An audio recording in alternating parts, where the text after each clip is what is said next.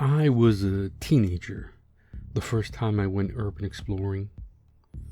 Back then, I didn't have a name for it beyond being curious.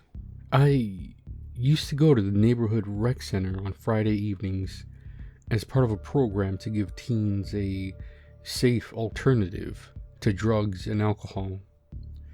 It had about the budget you'd expect for a program like that, which is to say, little to none. It also happened to be next to an abandoned winery. Growing up just north of the Grapevine, I was used to seeing wineries, AG farms, orchards, and the like. Most of the time, these places were brimming with life and activity. After all, when life gives you grapes, you make wine. This winery stood there like a silent monolith in shades of unbleached white and rusted brown, covered in sunburnt ivy. It stood out like a bruise against the rest of the lush landscape, populated by eucalyptus and bottlebrush trees. Every Friday, I passed the abandoned winery over and over. I passed it going to the rec center. I passed it when the program director let us walk to the McDonald's at the end of the block. Then again on the way back. And once more when I went home. Finally, I couldn't stand it any longer. I had to know what was inside. One Friday, I convinced a few of my friends to sneak away from the program with me. As long as we were back before parents arrived for pickup, no one would be any the wiser. Not knowing any better, all we brought along were some flashlights and a digital camera. Breaking in was surprisingly easy. Slip in through a hole in the chain link fence, then climb in through an open window. The inside was unremarkable. Rusted metal ladders leading up to giant vats filled with nothing more than dust and debris. Their insides stained a muddy purple. Nothing of note beyond the thrill that ran through me. There was an excitement to being somewhere I knew I wasn't supposed to be. Seeing things that no one was supposed to see. I felt powerful in a way I never expected to. My friends and I all got in deep trouble that night. The cops were never involved, but I was grounded for weeks and wasn't allowed to go back to the rec center. I know my parents were trying to teach me a lesson and deter me from ever doing something that stupid again. But it was too late. I'd tasted something I would crave until the day I died. I didn't do any more urbex for a few years. I graduated high school, started my first job, registered for community college, moved out of my parents' home, and into my very first apartment. All the while, I sustained myself on blogs and YouTube videos of other urban explorers, studying them over and over, joining online communities and forums. It wasn't as if I didn't have other hobbies or interests, but urbex was the first time I'd ever managed to scratch the itch that was my profound and sometimes compulsive curiosity. When I was young, my parents would remind me over and over of that old saying, "Curiosity killed the cat," whenever I found myself in trouble. I never mentioned it, but they always left out the most crucial part of the little rhyme. Satisfaction brought him back. Once I was settled into my own space, Nothing could stop me. At first, I visited public parks and more open space environments, dipping my toes into the water, so to speak.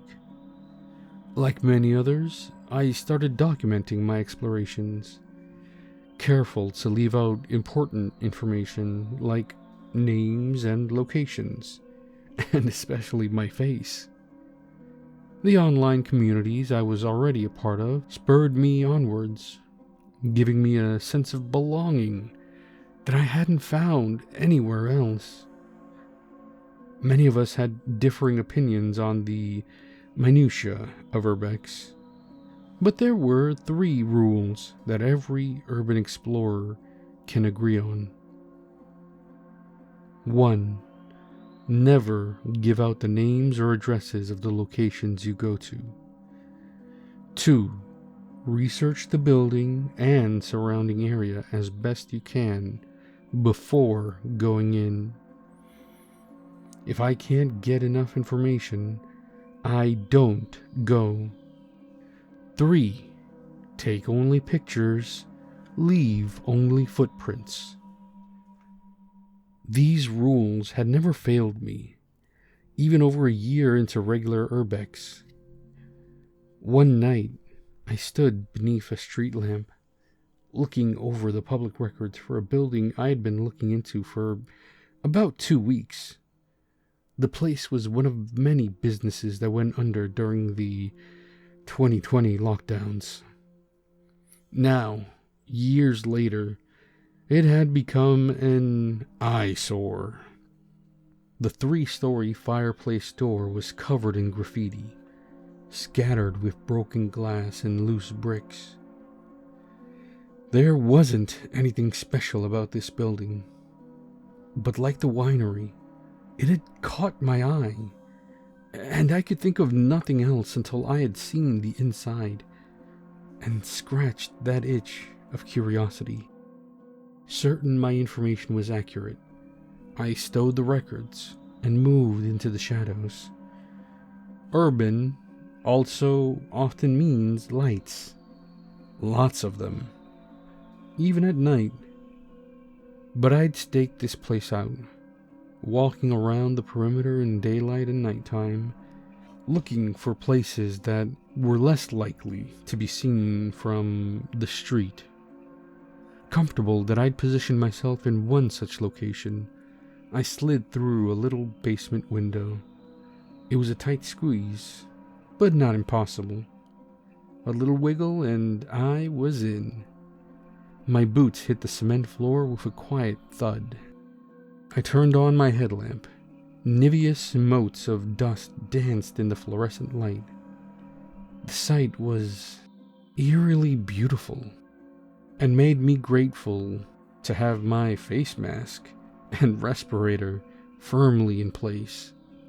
Places like this sometimes had asbestos or mold spores drifting along with the dust, and I didn't want any of that in my lungs. Looking around, I expected to see the remains of a fireplace store, but instead, there was a series of horizontal metal pipes. I looked left, then right. The pipes trailed off into the darkness on either side, deeper than my insignificant light could penetrate. It was an underground tunnel. Alarm bells immediately started going off in my head. This hadn't been on the blueprints I'd been able to secure, or on any of the public records about the building. My second rule told me I should turn around and crawl back out the way I'd come. But service tunnels weren't uncommon in buildings like this. It was possible that one of the ends of the tunnel would lead to the basement I'd come in search of. I spent some time considering my options before deciding I would walk a few yards in each direction to see if I could find an access point. If not, I would leave. I went left first, taking care not to let my right shoulder brush any of the pipes. I didn't feel any heat coming from them, and I didn't expect to. This place had been abandoned, but I didn't want to risk it. I wanted to be the epitome of caution as I walked down the dark underground tunnel that wasn't supposed to exist. My light pushed the shadow back with Herculean effort.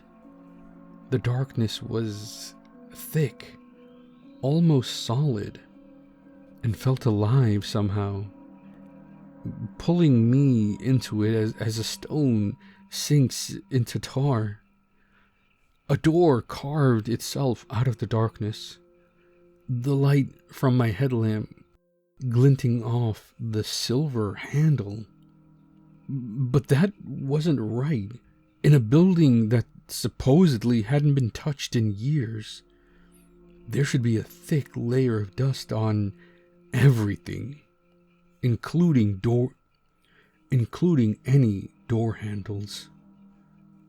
So why was this one so clean? Had someone been here already? Perhaps another urban explorer or a maintenance worker. Impulsive curiosity crept up the back of my skull like fingers gently tapping out a tune. Questions were hungry things. Once they began chattering, I knew they would not rest until I fed them. I reached out and touched the handle. It was cold in my hand as I turned it. Against all odds, the door wasn't locked. Instead, it swung inward easily, silent on oiled hinges. Light flooded my vision. After coming out of such heavy darkness, the sudden shift should have been blinding. But it was more akin to stepping into a cool building after wading through summer-drenched streets. Fluorescent bulbs high above hummed loudly, filling the space with stark, bleached light. It bounced and rebounded off the immaculately polished, white tile floors, the spotless, white walls, and the white paneled ceiling. The whole space felt calm and sterile. It looked like a mall. I hadn't been in a mall in what felt like ages. The COVID-19 lockdowns ended a long time ago, but I, like many others, had become so accustomed to ordering online that I had no need of a mall or other brick-and-mortar shopping centers. There was something familiar about this mall, though. Perhaps in the way that all malls are similar to one another. If you've been to one, you've been to them all. Even if the stores or dressings changed, a mall was a mall was a mall. There was an intense feeling of nostalgia about it. Comfort, even. Being here felt good. I checked to make sure the door wouldn't lock if it closed, and left it open behind me as I stepped further into the mall. I took a few tentative steps inside. Identical storefronts broke up the pale facade of the walls at regular intervals. The perfectly square cave mouths were unadorned, without text or signage to distinguish what they were meant to offer. Peering inside the nearest one, I could see wall-to-wall shelves stacked from floor to ceiling, with unlabeled shoe boxes, and a kiosk near the entrance, all in shades of white. I'd explored dozens of places that once held signage or furniture, and which had been stripped of features as part of the departure process. But none of those places were quite so pristine. This place was not only devoid of signage, but of anything.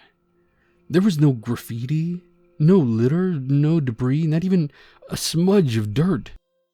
That, in and of itself, was a red flag. One of the first things you learn when you start urban exploring is not to go where there isn't graffiti. Graffiti, to an extent, means safety. There was none of that here. Almost as if the whole place had been scrubbed clean mere moments before I stepped inside. Did that mean I was the first explorer to find this place? But there were lights and air conditioning, which meant someone had to be supplying power. I worried my bottom lip between my teeth.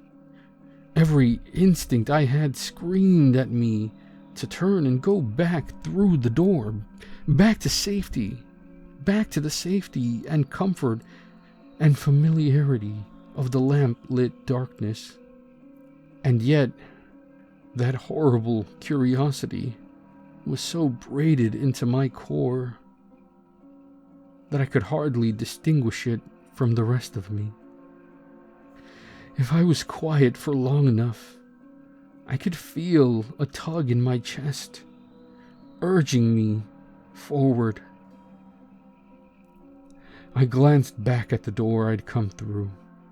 I could always take a look a few yards in and go back if things started to get too sketchy. I started walking.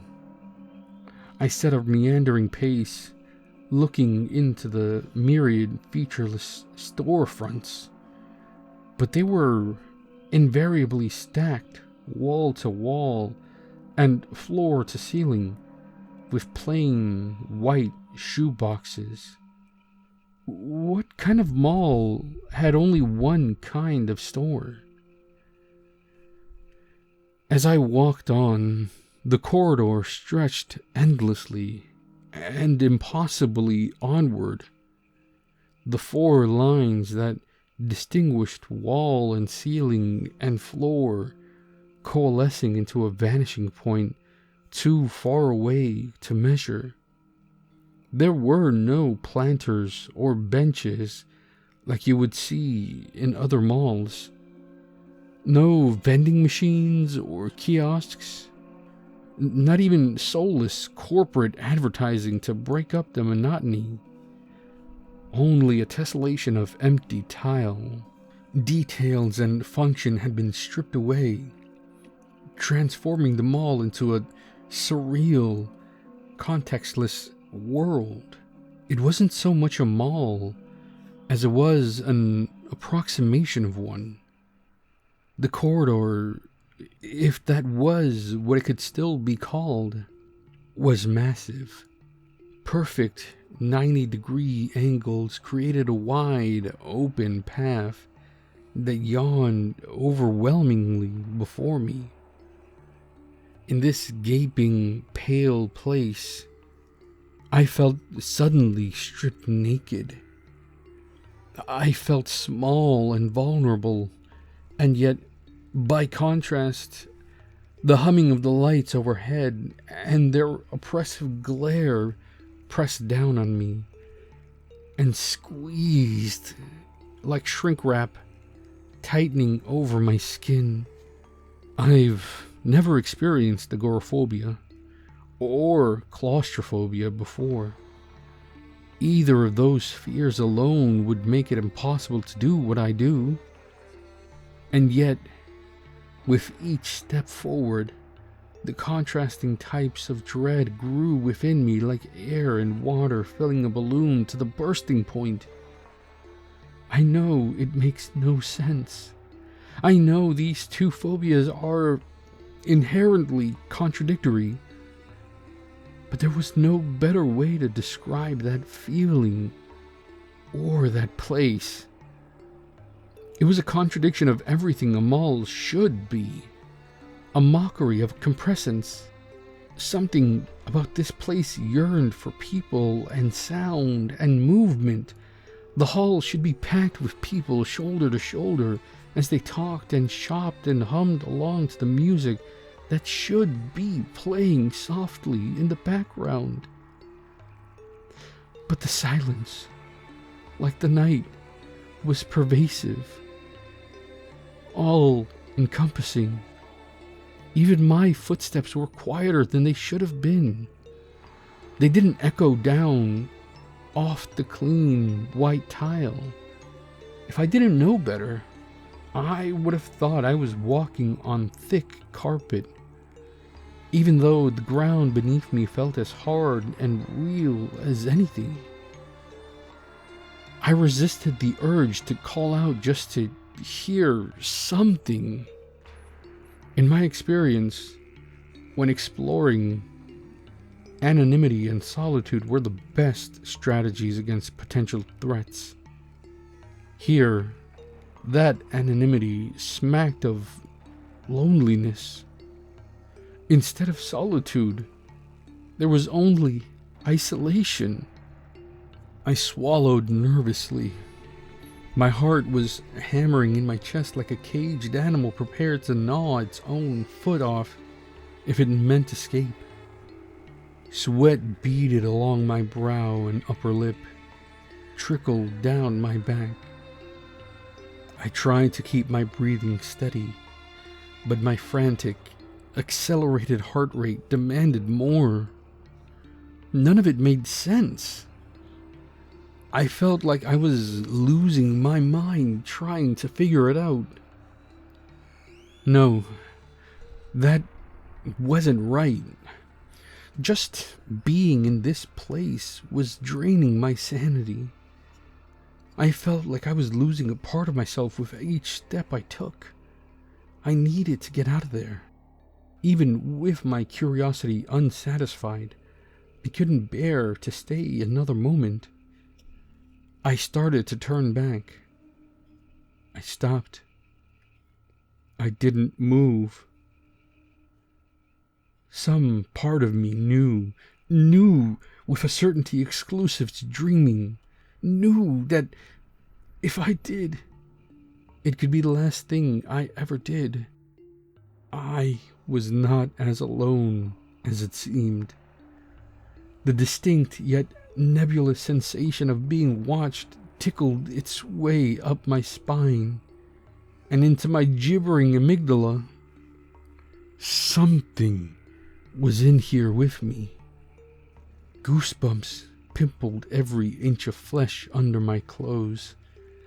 The fine hairs across my body standing at attention like antennae, searching for answers to who or what was out there. Even as fear thundered through my veins, I remained as still and quiet as stone. I couldn't hear it, couldn't see it, but I knew it was there all the same. My hands clenched into fists at my sides. My jaw tightened, and I grounded myself on the sensation of bone against bone. Every muscle in my body tensed, ready to run like hell. Instead, I took one tentative step forward, then another, and then I knew it would catch me if I ran. I knew it the same way I knew that if I turned around, it would mean the end. I walked on through the haze of panic. I realized there had to be some other exit, another door I could slip into before it caught up to me. I just had to keep an eye out and act as if I didn't know it was there. Fear propelled me forward, my tearful eyes darting from one unchanging wall to the next, praying for a way out to make itself known. None did. I consoled myself with the thought that maybe someone would find and save me.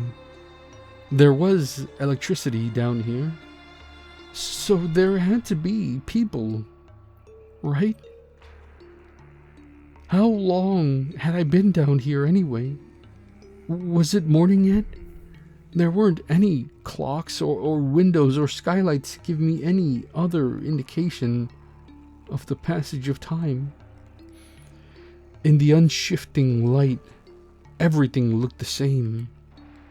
My footfalls, quiet as they were the closest thing to the ticking of a clock I had. It felt, maybe, as if I had stepped out of time itself, perhaps out of space, out of reality. Like this mall was some kind of in-between space, a gap, like the one that exists between a wall and a piece of furniture. I felt like I was being squeezed into that gap, stretched and thinned by a gravity too great to resist. And so I walked, for hours, for days, for weeks and months and years. Eternity pressed into every second until time had no meaning. One moment was the same as every moment that came before and after, as though the thoroughfare stretched into infinity.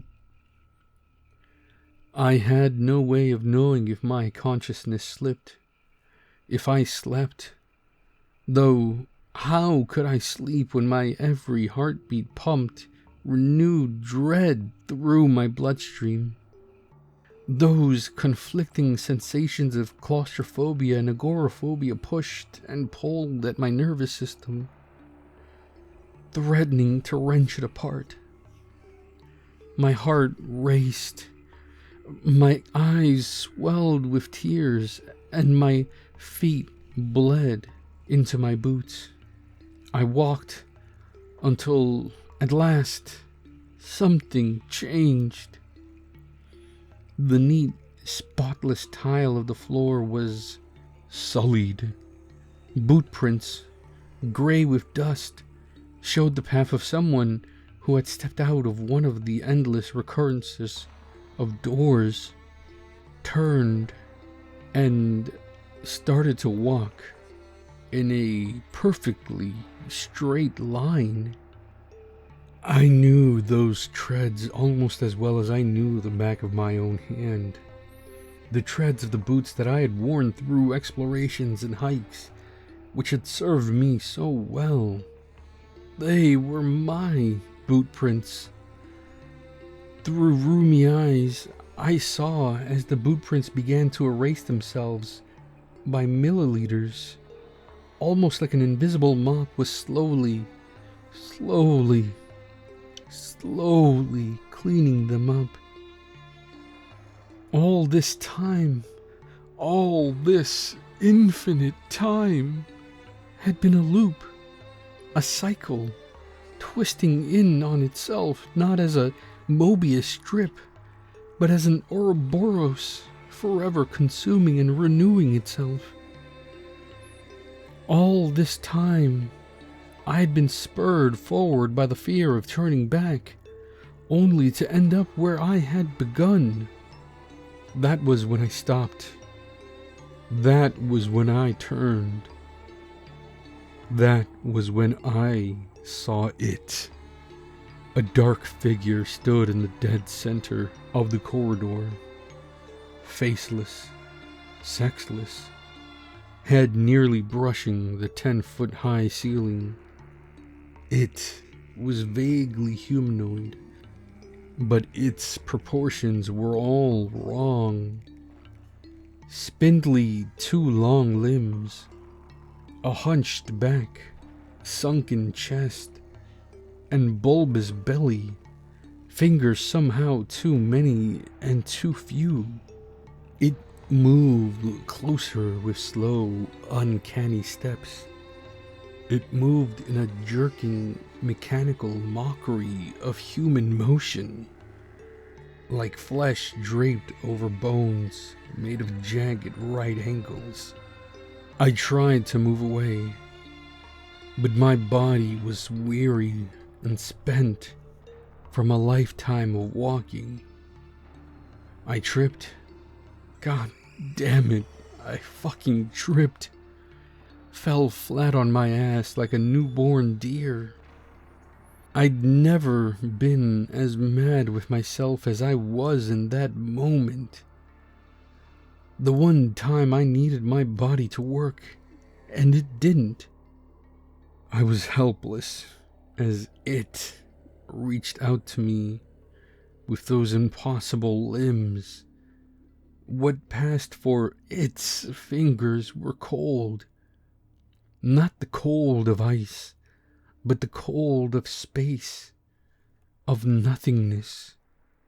It was the absence of all light and warmth, or even the promise of such things.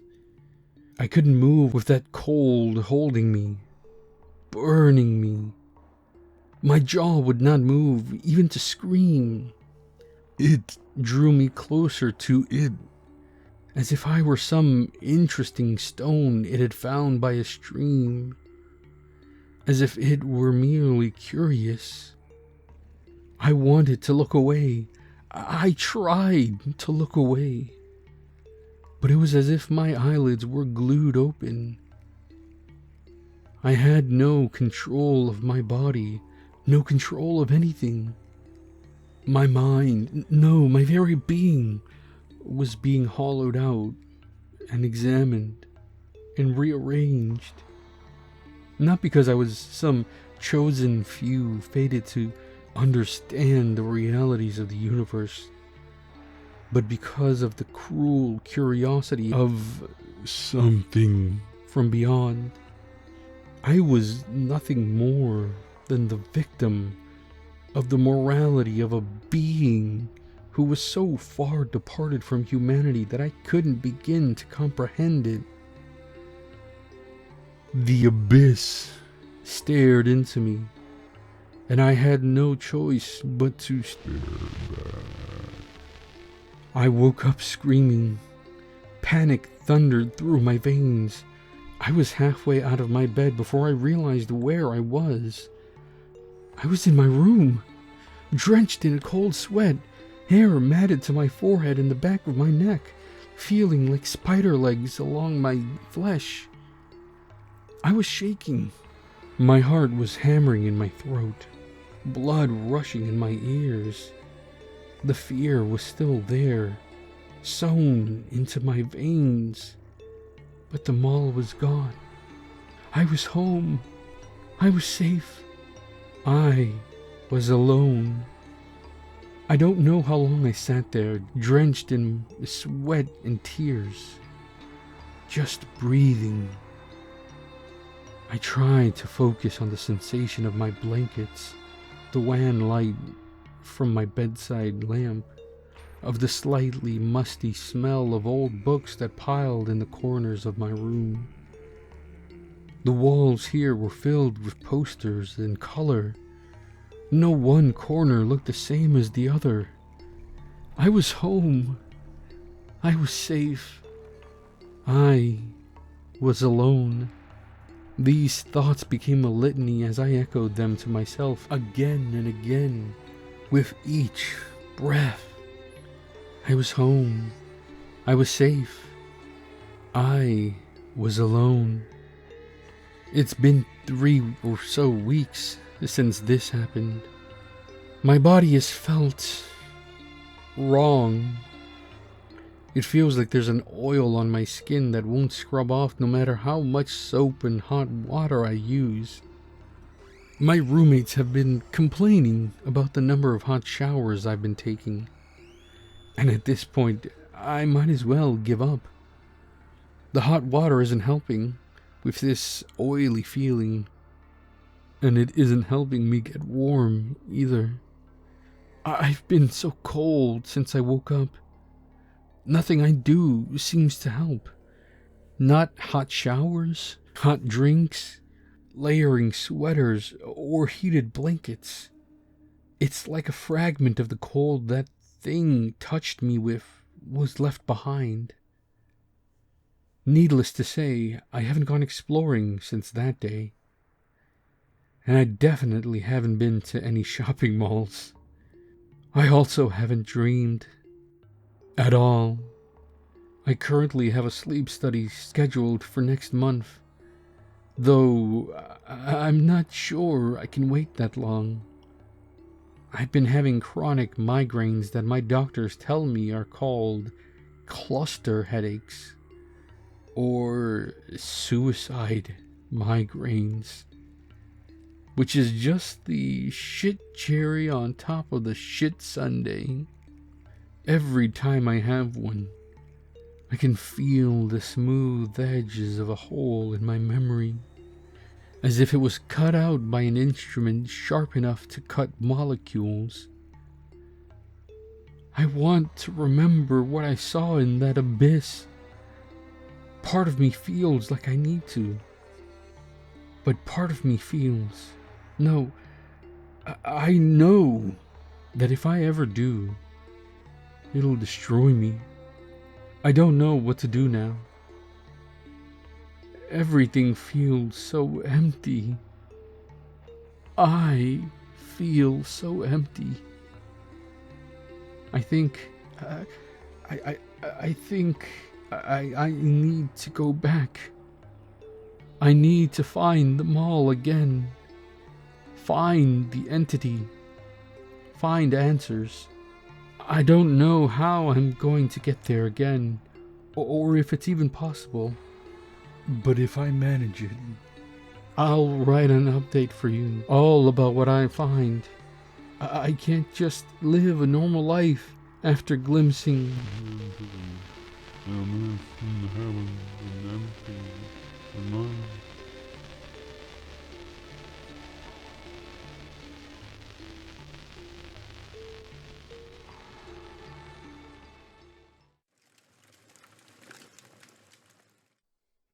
I've never been one to understand what lies behind the human mind, nor have I ever questioned the limits of comprehension. Yet my whole view of what I knew was tossed out the window and sent to the stars. All because I decided to look too far, just to see what would look back. The world was normal. I was normal. But with every slipping second, my brain started to explode, as if a meltdown was happening. Then, once it ended, I could hear it. It started talking to me in my dreams. I could always hear what it was saying, but couldn't make any sense of it once I woke up. That's how it started, but the more days that passed, the more I began to slip into an abyss. It made its way into the outside world, close enough for me to hear, but far enough to keep me unaware of what it was. Imagine it, something talking to you so clearly that you can feel them next to you. But taking a small look will break the illusion. Once you see that they were never there to begin with. After a few days, it left messages on my walls, big enough for me to see, but when I tried to show someone else, they couldn't see it. I tried and tried to convince everyone that there was something wrong and that I needed help. To my surprise, they agreed, but I didn't get the help I thought I would. Instead of my friends coming to my aid, They sent me to this wretched asylum. Now, its voice is louder than ever, constantly screeching into my ears about sanctuary. The more I try to ignore it, the worse it gets. Yet every now and then, I get lucky. I get a small moment of peace when I sleep now, and my dreams become more vivid than ever. In the dreams, I can feel everything, hear everything, see everything, even to the point of nearly comprehending the so-called sanctuary. There is one thing that sticks out though. I see a logo on the building that reads The Ascendants. It had blue and purple hands holding up an eye with stars and lines of gold wrapped around it. I've tried to stay asleep, to see in the building, but when I do, I feel rows and rows of teeth dig into me, forcing me to wake up. The pain hasn't gone away still, and with each dream, I get closer, but my body starts to decay faster. I'm in a race against time, and I fear that I'm in second place. Please investigate anything related to what I've experienced, for I believe it holds the key to push further into the world that hides beneath our own. You close the camcorder after viewing the recording and look ahead.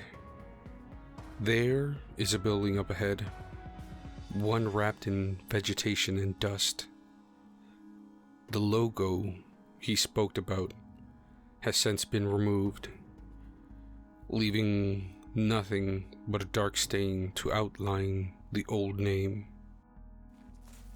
Walking inside, you see that it's all abandoned, but there are so many leaves that the light from outside slowly becomes darker until it's fully blocked out.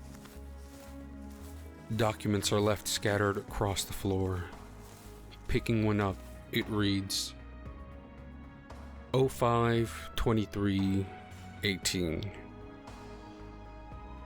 Test subject 77.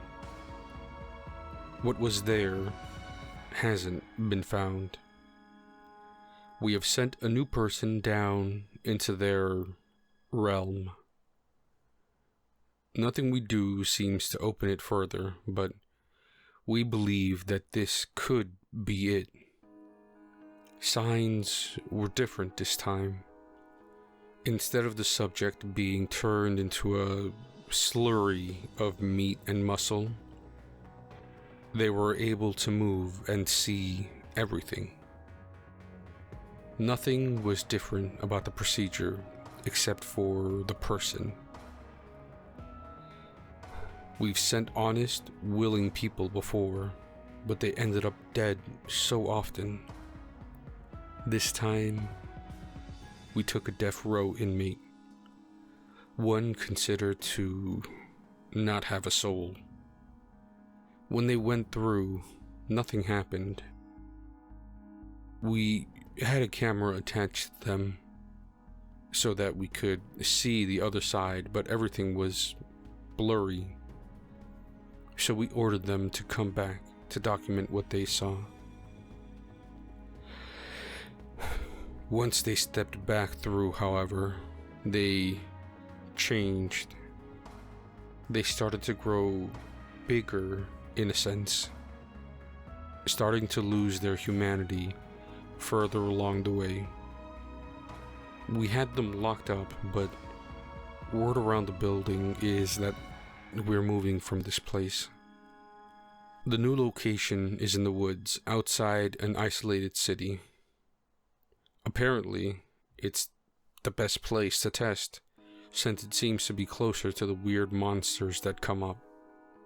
I have a lot of packing to do for preparation, but looking at the test subject, they don't resemble what they used to be. Nothing from before the test can be found. All we have left is this monster, and I hope I don't have to find out what it can achieve. RSR-T, Dallas. You open the camera to start recording the area after reading the document, walking further into the facility, but something felt off. There was a hot breath on your neck at every turn you made, getting warmer and warmer as you walked deeper and deeper. The world around you getting darker and darker as a result, until finally it stopped, and a loud roar was heard, chilling your blood and freezing your bones. A set of sharp claws had pierced your stomach, and suddenly your body was ripped apart. The camera fell to the floor, still recording the sounds your body made while it was being eaten. The crunch of the bones and the slurping of blood made everything more grotesque, and your surroundings grew cold. This was the day your curiosity had killed you. The last thing you heard before your eyes lost all light was the sound of footsteps fading away. The monster has freed itself, and it's thanks to you that the world will have to deal with it.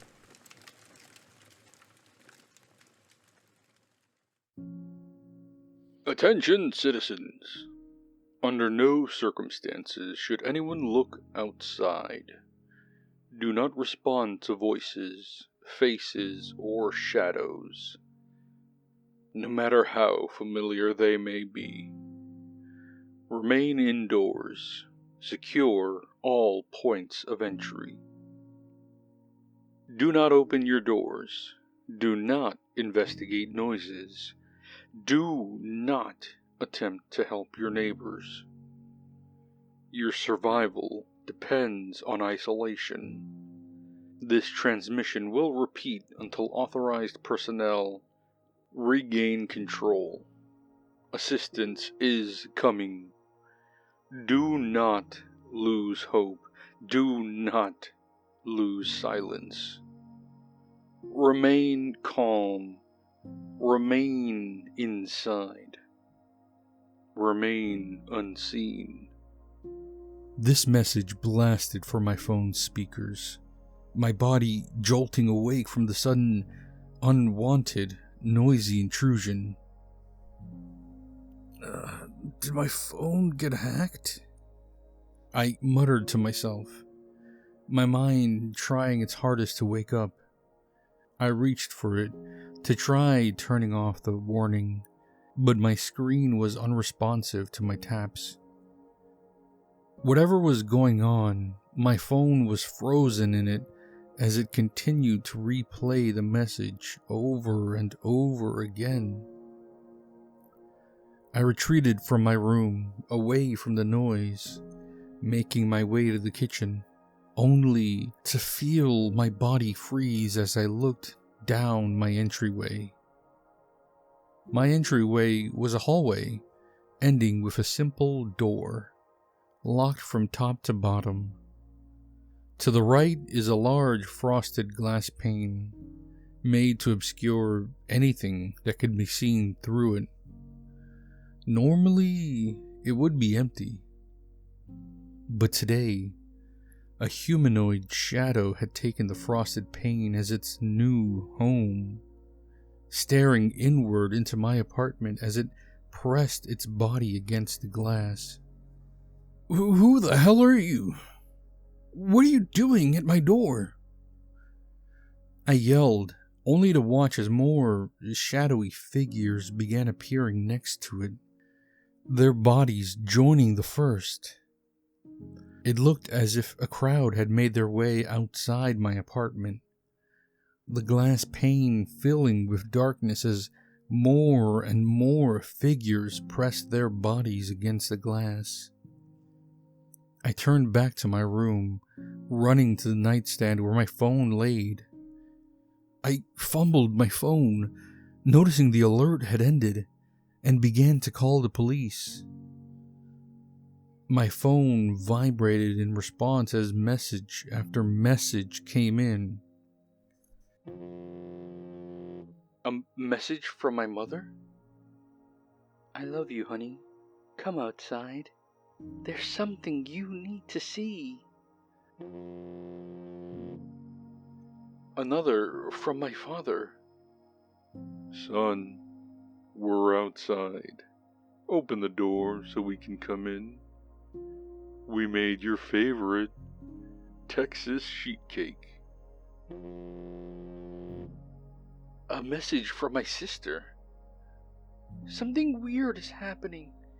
Mom and Dad said you're all outside. What's going on? Another message from my girlfriend. We're all outside. Just open the door. We want you to see us. My phone continued to buzz. More messages from my mother, from my teachers, from my exes, even my landlord. Messages flew by, all asking me to look outside, asking for me to open the door, demanding I obey them. What the fuck? I asked myself as I scrolled through each message. I attempted to call 911, only to be met with an automatic response. Unfortunately, we are unable to receive your call. If this is a real emergency, please open your front door and wait for help. I shakily put my phone down, the warning message playing back in my mind. Under no circumstances should anyone look outside. I exited my room and peered down the entryway. The crowd had left from the frosted pane, leaving only the original black entity. I stood in shock as the black silhouette raised its arm, reaching for something next to my door. I darted to the left, only to see its head move as well. Whatever was out there was keeping its eyes on me. The doorbell broke the silence of the house, sending a shiver down my spine. So this thing did exist. And on top of that, it rang my doorbell? If it could interact with the world, why didn't it break the glass? That's when I became aware of the noise, or lack of. I'm in the middle of the city, but where were the sounds? No cars, no construction, not even the cooing of the pigeons on my balcony.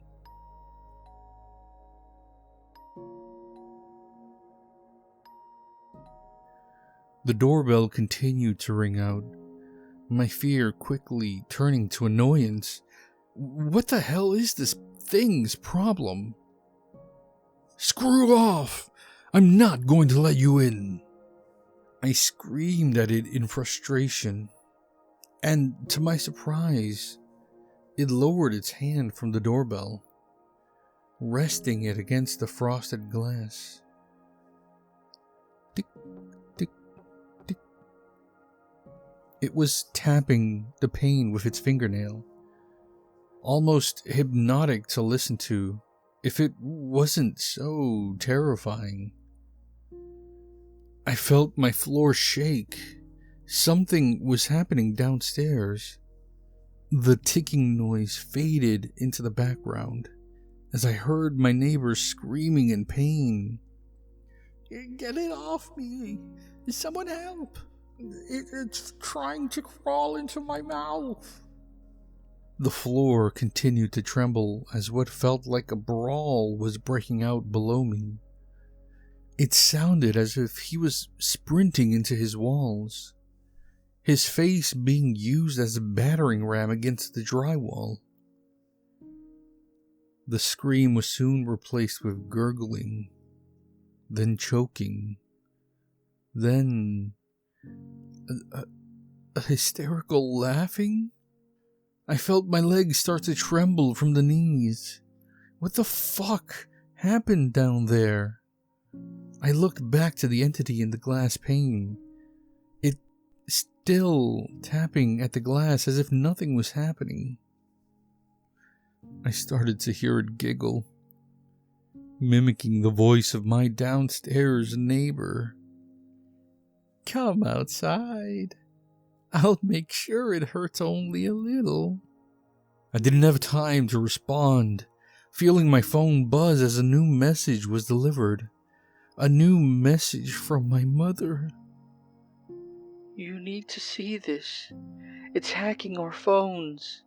Show this ASAP to the creature outside your door to make it dissipate. I watched an image pop up, my phone struggling to load it. Before it could, my screen was bathed in red, text scrolling across the screen as a new national alert was sent out. Visual anomalies of the outside have been discovered circulating online. Do not attempt to view these images. Do not share them. Do not describe them. Exposure leads to sudden disappearances of unfortunate viewers. For your safety and the safety of all within your homes, screen all media with caution. If you believe you have viewed one of these images, do not approach windows. Do not trust your thoughts. Do not trust your body. Remain calm. Remain inside. Further instructions will follow as containment procedures are attempted. I turned my phone around before the image could load. For the first time, thankful for the crap cell service I had. I pressed the home button repeatedly on my phone before turning it back around, only to be bombarded with another barrage of messages. My phone began to buzz again and again with every person in my contact list, all demanding I view the image my mom sent me, telling me how important it was, how it was keeping them safe, how much it helped them.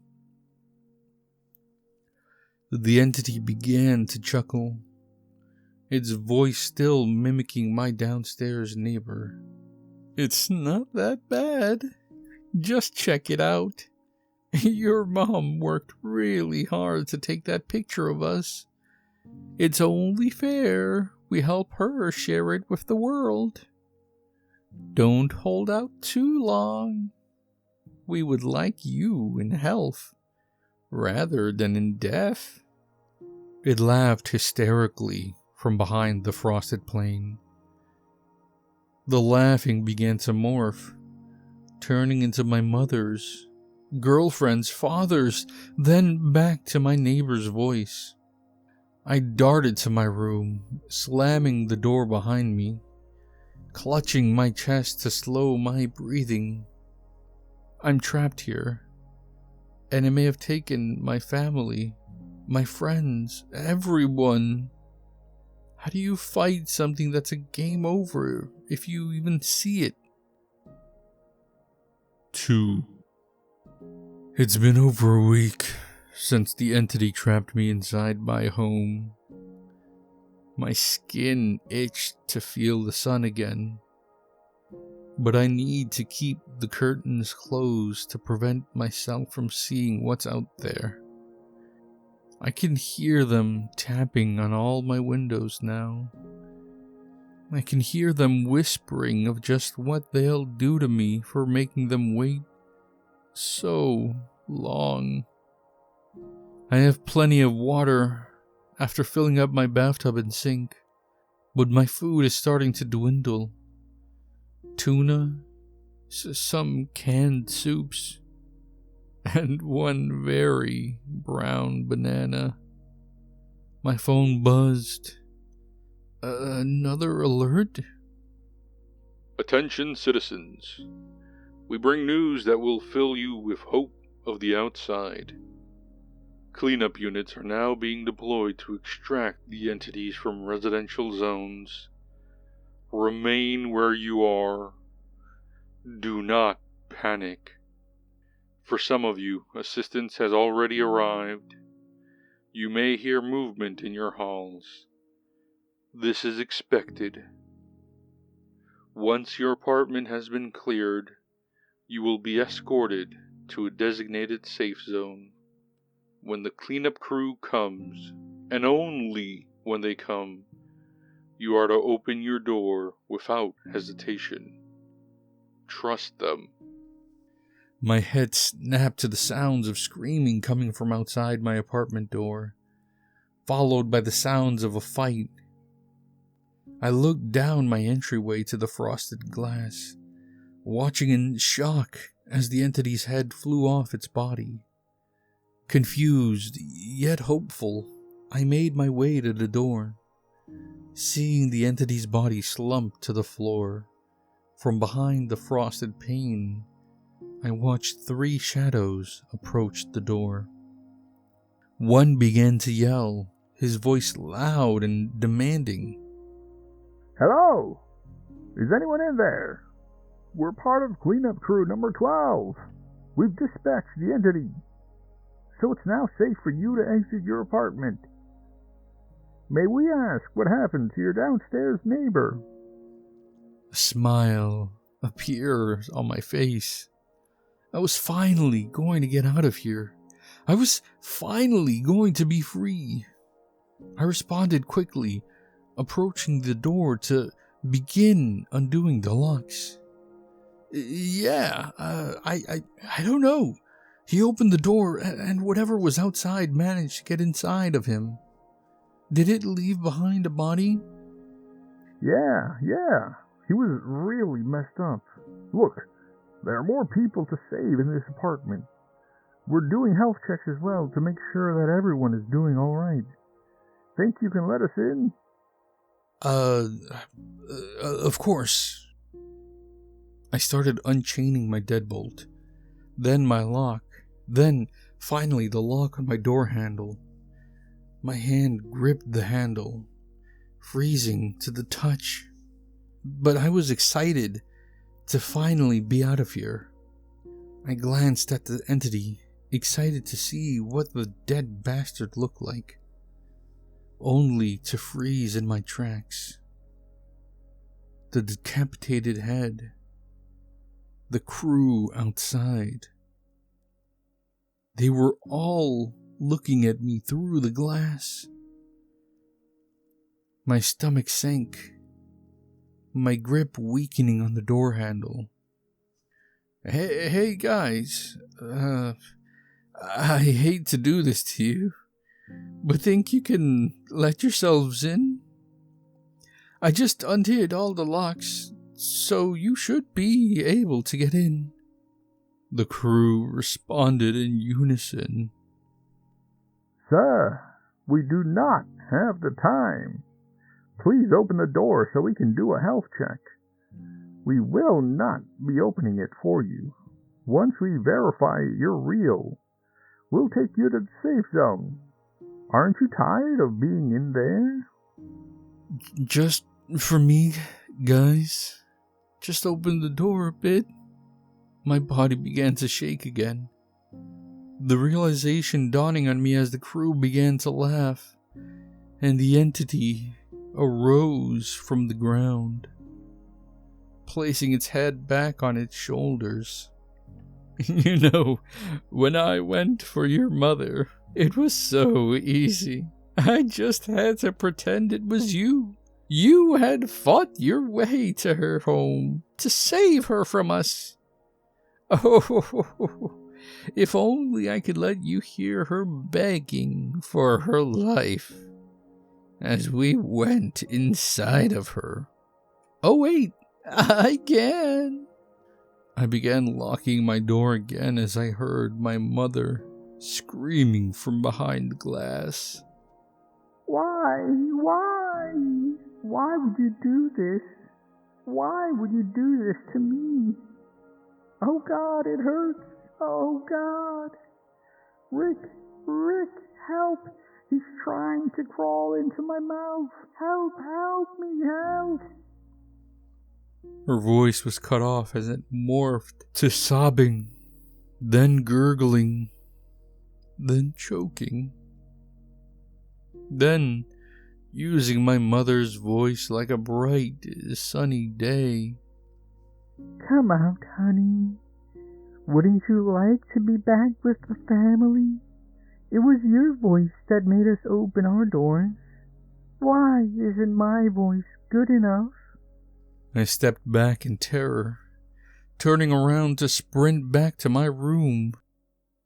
I shoved the pillows over my ears as the entity repeated my mother's last moments over and over again.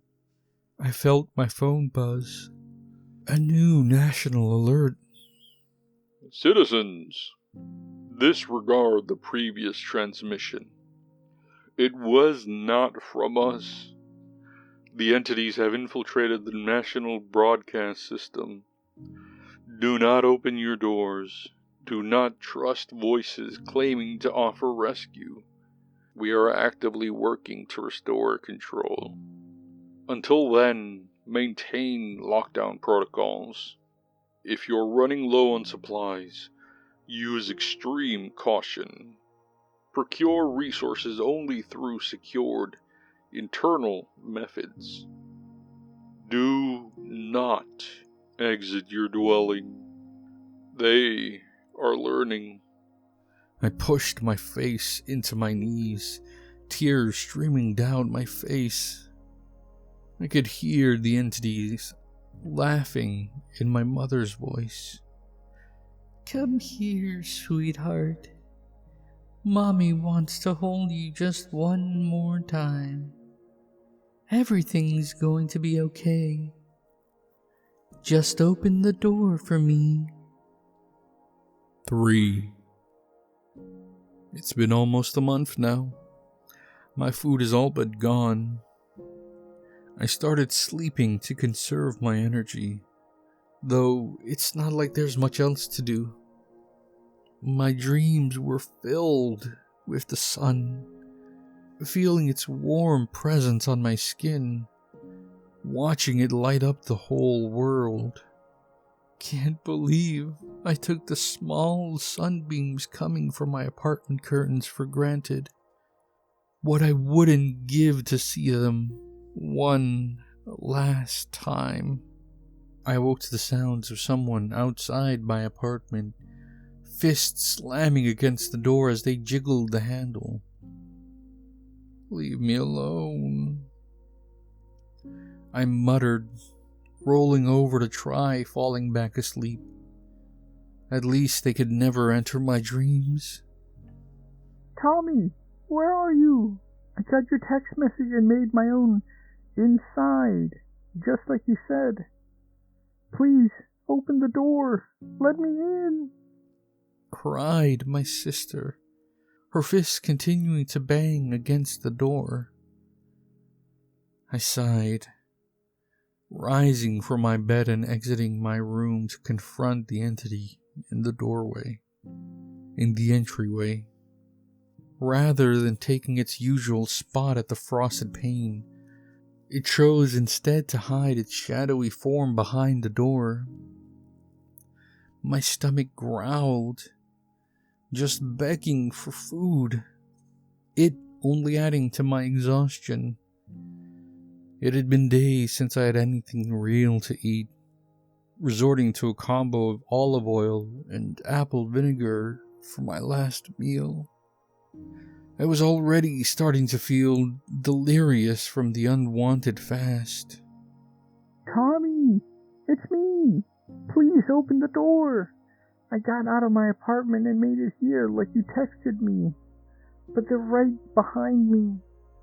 I don't know how long I have. Please tell me you're still alive. Nice try, but I'm not opening my door. I already know you killed my sister weeks ago. Now shut up. I'm trying to sleep. My door shook as the entity heaved its body into it, frustrated that I did not fall for the obvious lie. No, Tommy, it's really me. It's your sister. Thank God you're still alive. Please, open the door or check through the peephole. It's really me. I hear them coming up the stairs. Please, just unlock the door and I'll let myself in. I clasped my hands to my ears. It sounded just like her. The way her voice trembled when she was scared. How I could hear the pain and tears through her words. Just like my mother. The entity knew how to mimic everything. I'm going back to my room. I'm not dealing with this. I was cut off by a loud thud from the door, as if something had slammed against it. I heard my sister screaming, followed by the sickening sounds of bones popping out of sockets and flesh being torn from bone. Shut up! I'm not falling for it! I screamed, turning to make my way back to my room. I froze at the sound of my sister's voice, filled with pain. You promised you'd protect me. Why didn't you unlock the door? I hurried back to my room, shoving a pillow over my ears to block out the sounds of munching and the breaking of bones.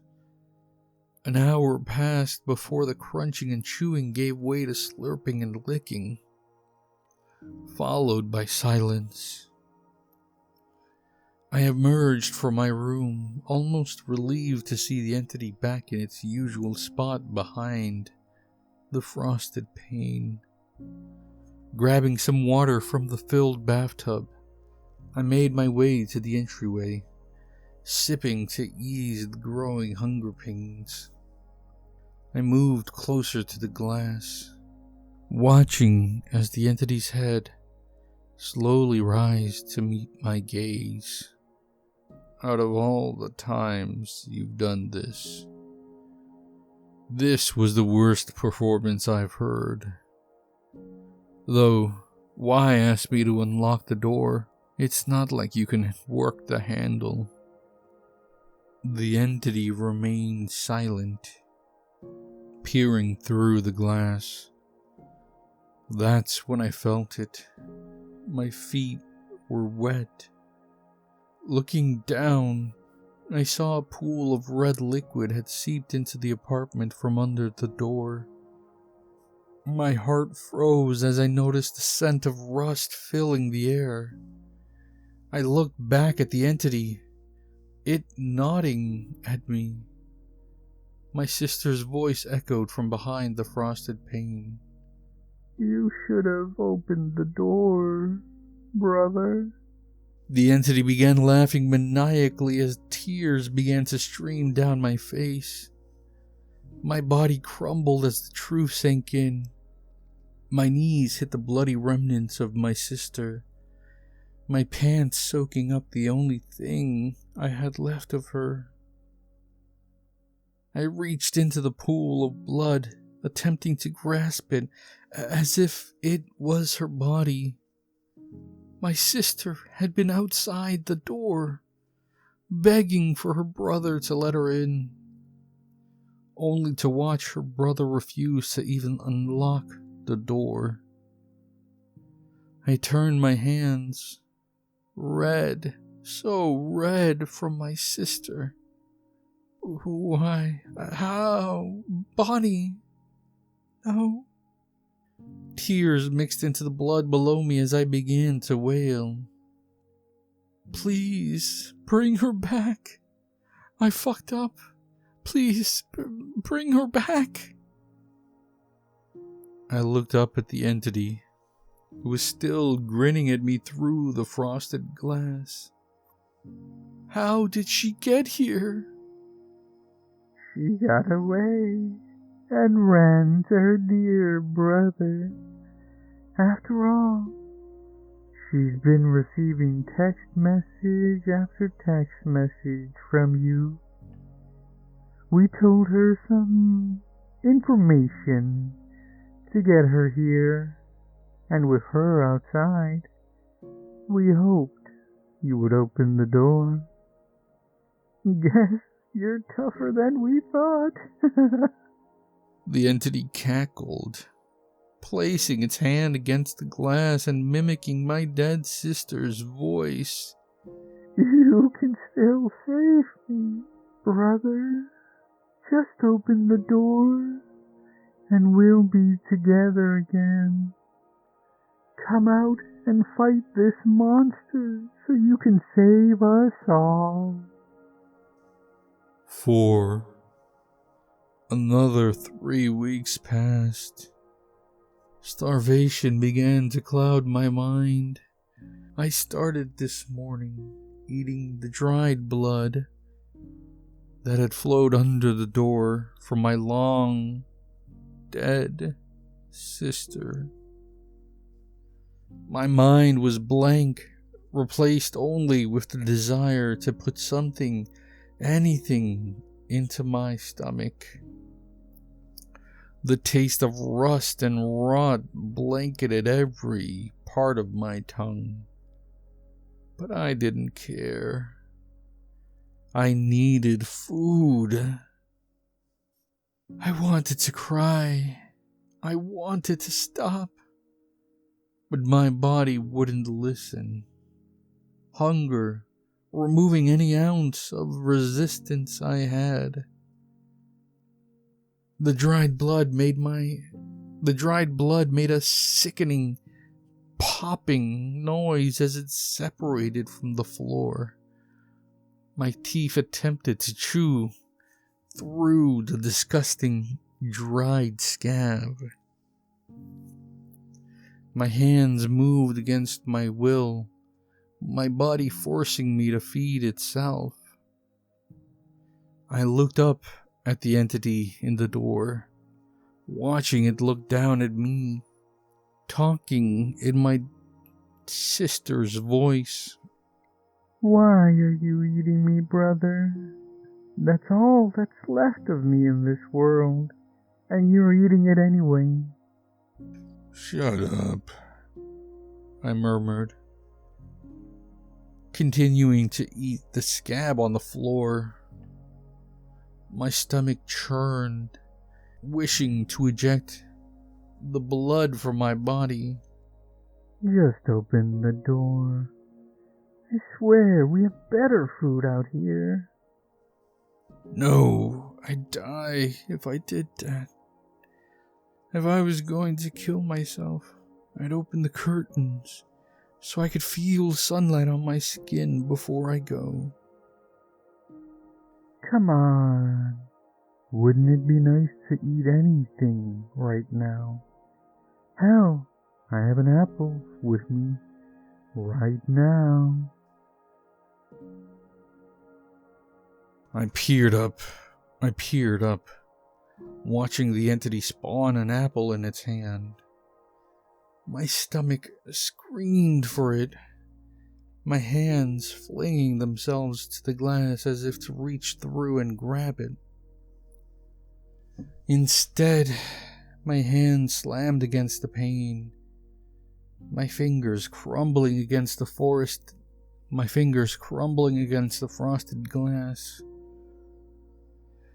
So close, yet so far. I slammed my head as I heard a loud crunch of the apple, hearing the entity slurp the juices down its throat. So good. You know, we came here for your bodies, but this food was an unexpected bonus. The flavor is just to die for. My hand started to shake, slowly moving to the door handle. I was so hungry. I wanted to stop eating the dried blood of my dead sister. I wanted to end this. I wanted to taste anything to get the taste of my dead sister out of my mouth. I pulled against the door, the door's locks preventing my sudden departure from the house. Undo the lock. I have a nice steak waiting for you too when you leave.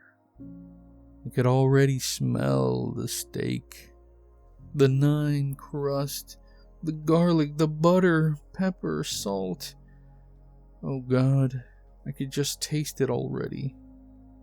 I unlocked one lock, then the second, then the third.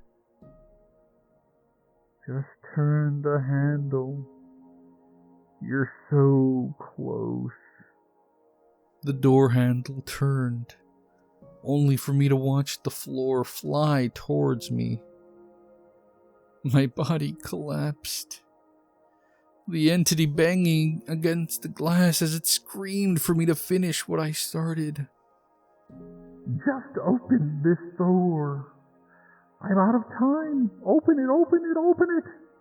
I'll give you anything. Beef, apples, any dish you can dream up. Just open this door. I could smell beef, mussels, carrots, blackberries, but it didn't matter. My body began to shut down, trying to squeeze every calorie out of my sister's dried blood. My eyes snapped open hours later to the sound of a national alert. Peering upward, the entity had vanished from my glass pane, no longer peering down at me. I felt my phone vibrate as a new alert came in. Opening the phone, I started reading. Attention, citizens. The entities have begun to vanish. Reports confirm they are lifting from rooftops, streets, and windows, ascending into the sky while carrying the remains of those they claimed. It is now safe to open the doors. It is now safe to look outside. You may notice unusual shapes in the clouds. Do not be alarmed. These are the final signs of their departure. If you encounter any lingering forms, do not engage. They are residual and will dissipate shortly. The containment order is lifted. Breathe deeply. Return to your lives. They are gone. I peered at the door handle, debating what to do, electing to exit through my balcony instead of my front door. I was done. I wanted to feel the sun on my one last time. I pushed myself off the floor and staggered my way to the window in the living room. The curtains had collected dust from being untouched for so long. Taking effort to open, I closed my eyes, feeling sunlight hit my skin for the first time in months. My eyes opened to the sight of my family rising into the clouds with smiles on their faces, hanging as if they were puppets on strings. Carrying them away was the entity from my window, a fog made of coal dust. I could make out most of its form, but I could tell, despite being so far away, I could feel it staring at me. Then it stopped its exodus and began flying towards my apartment. It motioned me toward it, my body moving to obey. Sliding open the glass door, my mind screamed to retreat back to the apartment as the entity picked up speed towards me, the rest of my family flying behind it like balloons on a string. My body fell over itself, weak from starvation. My face hit the balcony floor, snapping me out of the trance. I could feel my mind finally regaining control of my body. Turning around, I crawled back to my home, only turning once I was back inside to close the glass door. I closed my eyes, hearing the entity slam into the glass, followed by the bodies of each of my family members. I heard each voice of my family speak in unison. "Why didn't you come with us? We were so close. We could have gone together as a family. We lost your sister, and now we're going to lose you too." I felt another alert go off on my phone, praying it wasn't an alert telling us to return to quarantine. "We are departing now. Your yield was sufficient. The fields were ripe, the bodies plentiful. The harvest has been good. You will replenish. You always do. When your numbers return, we will descend once more. Next cycle. Do not run. Do not close your doors. We try to honor the deal your ancestors made before. Permission must be granted to harvest.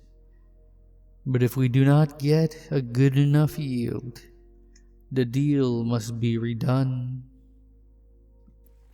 Rest well, little crop. We will be back when it's time to reap again."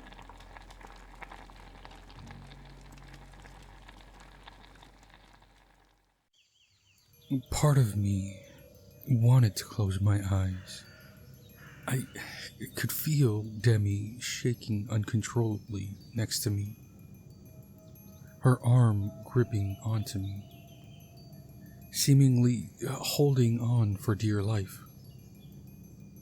Deep down, I know her holding on to me was futile. Holding on for dear life seemed almost comical to me. I sure as shit couldn't save myself from this beast, let alone save my partner. "What shall we do?"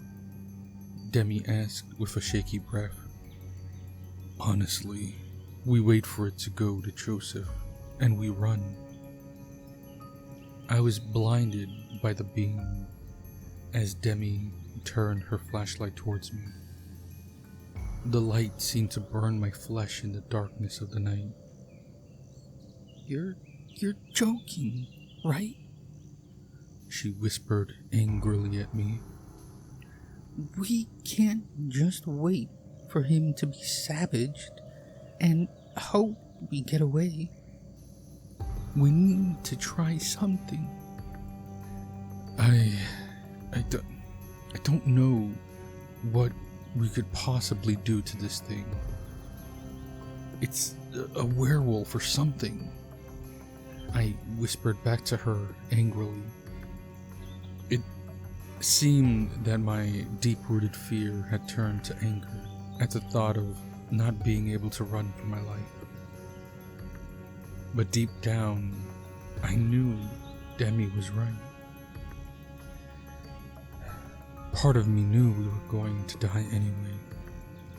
And so, surely it was better to die trying to save Joseph than die like a coward. Also, if I managed to distract this spawn of hell, Demi might be able to get back to the house. Before we had time to react, the gleaming red eyes were looking down on the bloody mess that was Joseph. His scream had turned into the saddest and most pathetic whimper I had ever heard. Once again, my blood ran cold as the scream of the monster pierced the night sky, almost as if it was showing Joseph how to scream. Joseph's soaked clothes were made all the wetter by the drooling beast above him. It dripped blood and saliva on him, looking down upon him as any apex predator would a defenseless creature it was ready to devour. The nightmare in front of us was not perturbed in the slightest by the beams trained on him by the flashlights. Demi and I both had our flashlights pointed directly at it, frozen in fear. One would have thought we were in a slasher film with the amount of blood spraying around us. Demi and I were drenched in the blood and bits of Elizabeth, but the trees keeping us boxed in were painted red with the life force of our friends. Adding to the red mess, the beast bent down and seized Joseph by the leg. Another scream echoed throughout the resting place of Elizabeth, as Joseph bellowed in pain, as his bones were undoubtedly crushed by the repulsive jaws that had torn apart his fiancée. It pushed through the tree line, dragging my best friend with him like a dog does with a bone. Joseph had stopped moving and was either dead or had lost all the strength and drive to live. And I don't blame him. Our flashlights followed the creature as it moved, and we bore witness to Joseph's leg come clean off his body. As it dragged him into the abyss, the force it had used to torture Joseph by tearing his leg obviously proved to be too much, and the leg was being held on by nothing but a few tendons and sinew. Joseph's big frame, although dwarfed by the creature, weighed him down enough to separate his leg from his body. The creature seemed content to have mauled and maimed Joseph and trees around us, and continued its withdrawal. Red eyes and daunting figure disappearing into the trees, The trees around us shook and cracked as the beast seemed to move in all directions around us. We stayed frozen, unsure if we should run or stay where we were, debating if the sound of us moving would bring the nightmare back to us. The scream we had heard it emit sounded again, and at this time, it sounded as if it was quite a distance away. How on earth could something move that quickly? I could feel my heart almost stop beating completely as a groan came from the mangled mess ahead of us. Somehow, Joseph was alive. Impulse took over and I pulled Demi by the hand to him. Our flashlights bobbed as we made our way over the scattered flesh and puddles of blood. The silence surrounding us was deafening. Joseph looked nothing more than a heap of blood and shredded clothes. We cast light on his face and his eyelids fluttered open ever so slightly. Blood covered his face completely.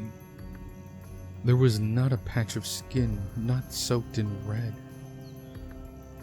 He coughed weakly and blood trickled down his chin. I couldn't help but draw the comparison to how both the predator and the prey seemed to be drooling blood. His leg flowed like a fountain, and the smell of metal filled the air around us. Goodbye, pure, fresh air. Holy shit. I managed to get out. We need to stop the bleeding, Demi ordered, seemingly having snapped out of shock. I could barely move, and here she was, knowing exactly what to do in the face or muzzle of danger. Demi was crouched beside Joseph, boots soaking in the blood. I slipped my belt off my waist and settled down beside her. We need to get out of here. We don't know where that thing is, I told Demi. We can't leave Joseph. He's still alive, she responded. How the fuck are we going to carry him? I asked her in frustration. I never swore when speaking to Demi, and I guess fear brought out the worst in me. Let's stop the bleeding, and we'll cross that bridge when we get there. As we hooped the belt around the stub where his leg used to be, it made the most disgusting squishing sound. Blood poured profusely from the wound, and I thought our efforts were futile. Joseph groaned lightly as the belt tightened against his skin. There was nothing we could do about the gash in his chest, and I just hoped it would not cause him to bleed out as we devised a plan of action. Our hands looked as if we had been operating on someone with no gloves. In that moment of helping Joseph, Demi and I both seemed to have forgotten about the mess that had launched this atrocious attack on our group.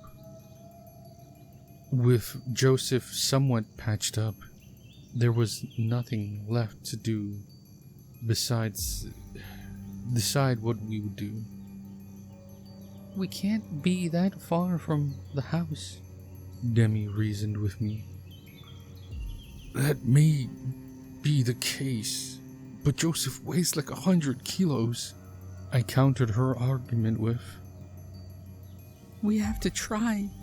Please, this is crazy. What kind of people would we be if we left him? She asked.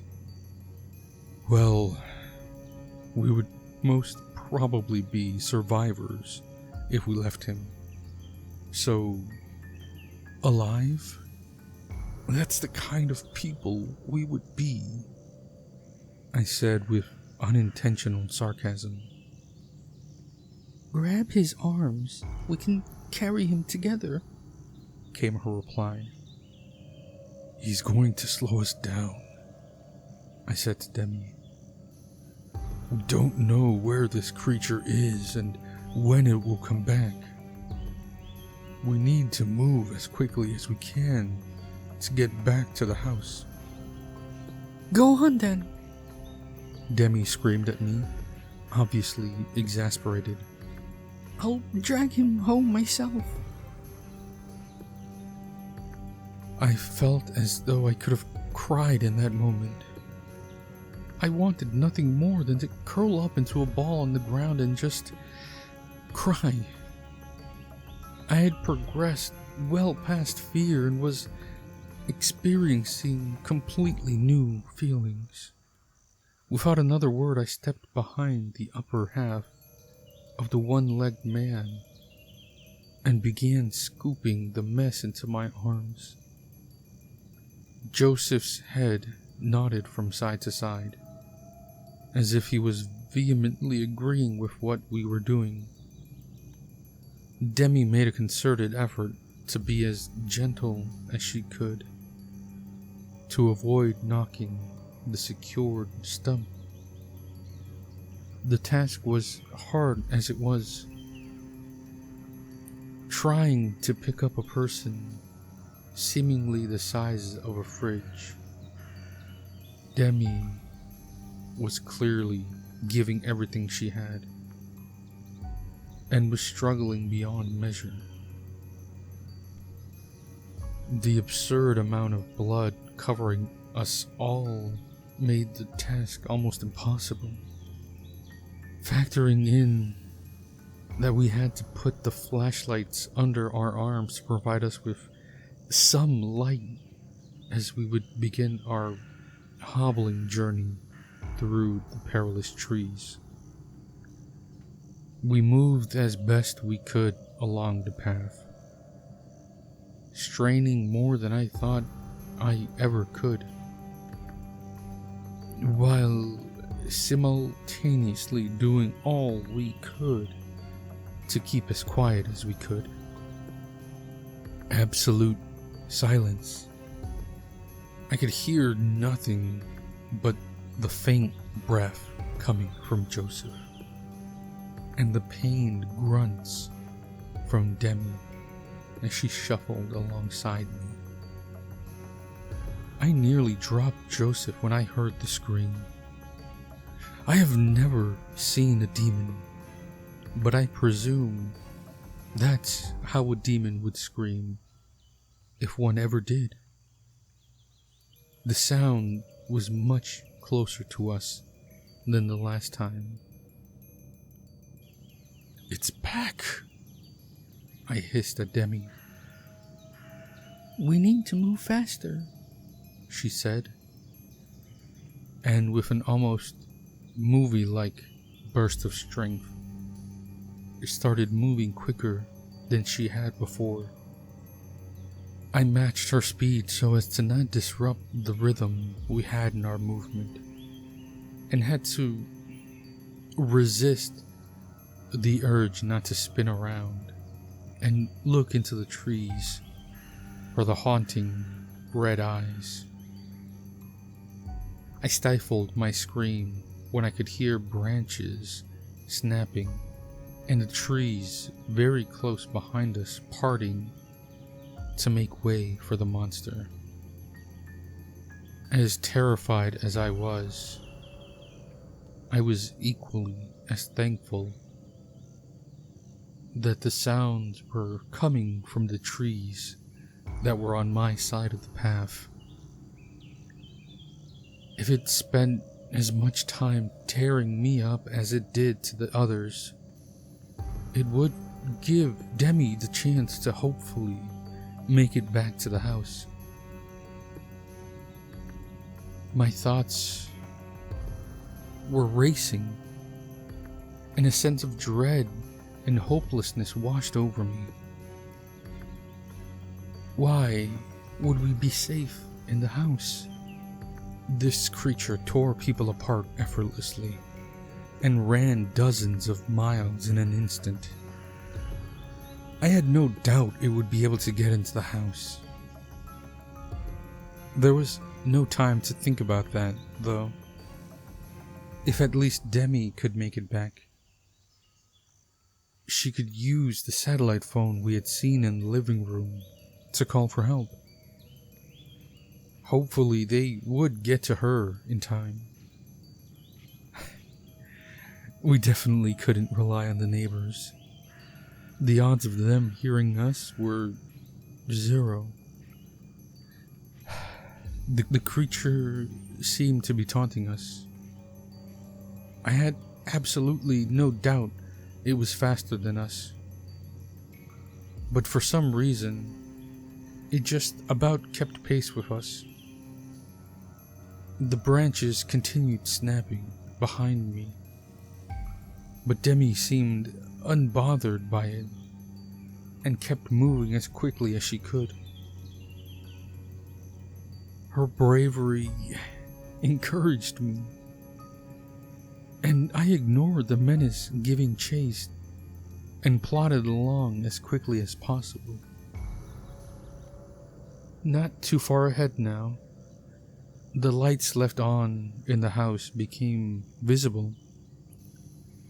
The hope I had lost returned at the sight of the lights.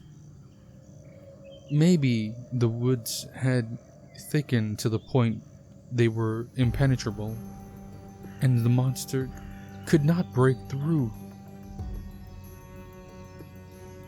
Maybe it wouldn't be able to break down the thick door that led into the sanctuary that was a safe haven for the shredded man we now carried. If we could barricade ourselves in the bathroom, perhaps we would be okay. I knew Demi saw the lights, but her determination seemed to keep her silent, and she plowed along as she had done the whole time.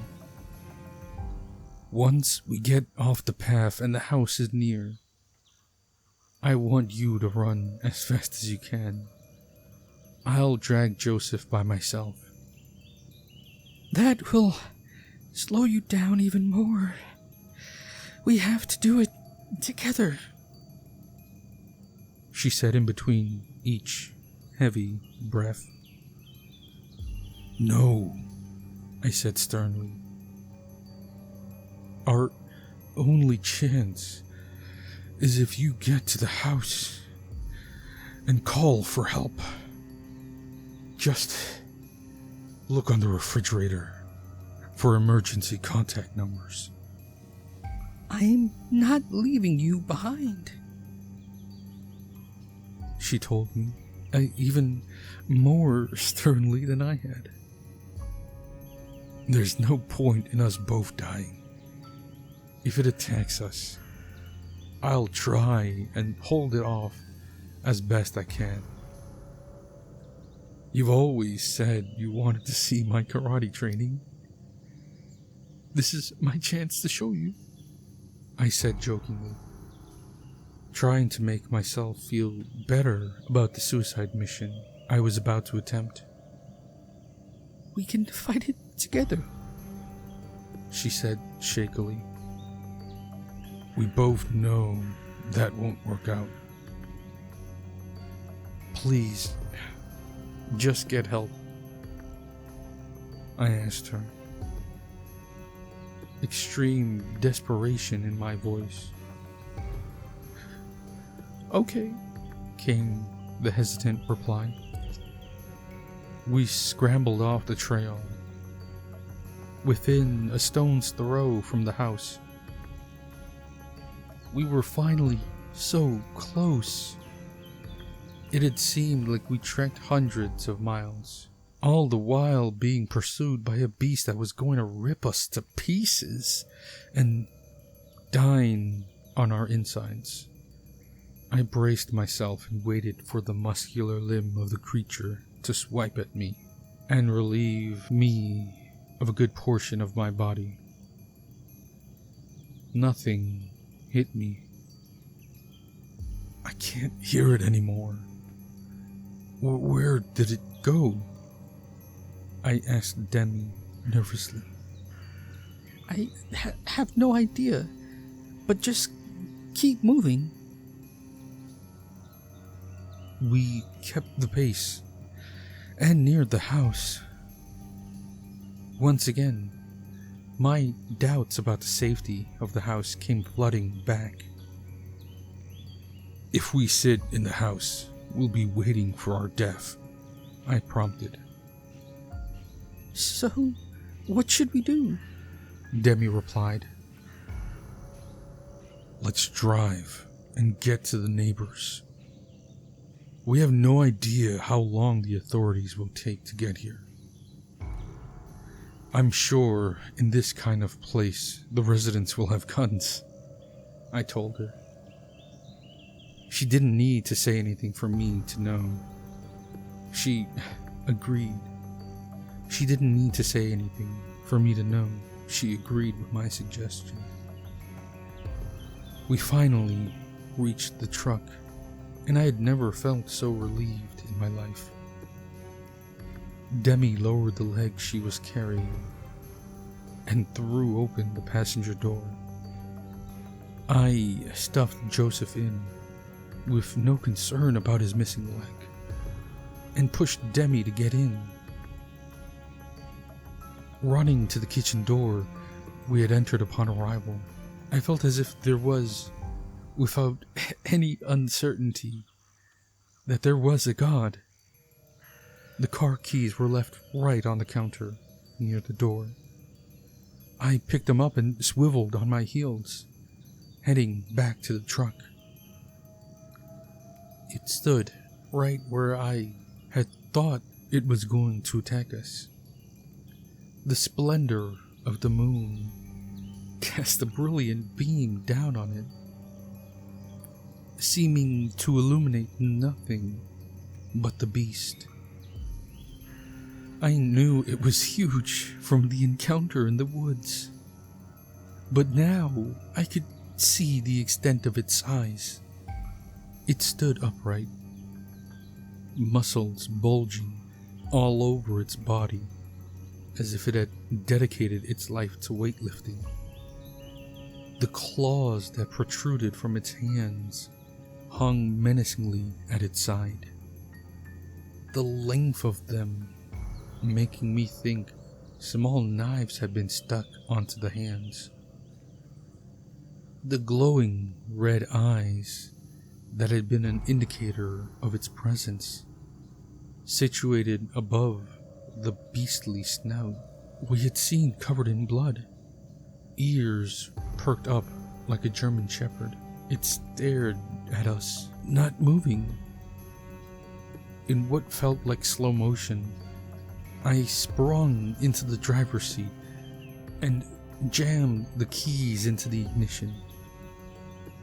I reversed with the speed and precision of a professional stunt driver and launched the car into first gear. The gravel kicked up around the tires, slowing us down.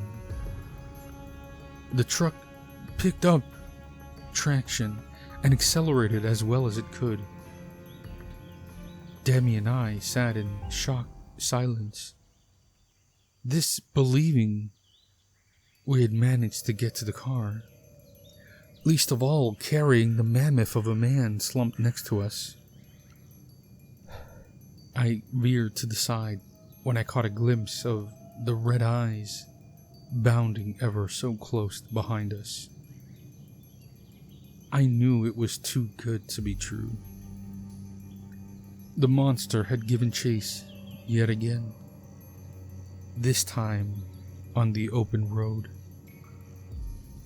The headlights illuminated the vast trees around us, and I wondered if driving into the thicket would do any good. Maybe I could slow down and try and run the beast over. It was catching up very quickly, the engine straining in third gear, engaging the fourth gear and picking up speed. The gap between us and the beast seemed to be increasing. It was fast as hell, but the glory of modern mechanics seemed to be bettering it. Out of what I presume must have been irritation, the demon's scream rang through my ears. I did not let up the speed, and I heard Demi begin to sob quietly as we climbed over a slight hill and we gazed upon the lights of a house not far from where we were. It's okay, babe. There's gotta be people there. We're going to make it. It can't keep up with the car. I reassured her. I checked the rear view mirror and no longer saw the red eyes that chased us unrelentingly. We've lost it. Look behind us. It's gone, I told Demi. I didn't have time to react when the flash of fur burst through the tree line. It collided with the front of the car with the force of a tank and sent us off course towards the trees. As my head connected to the steering wheel, again I heard the scream as I felt my eyes close.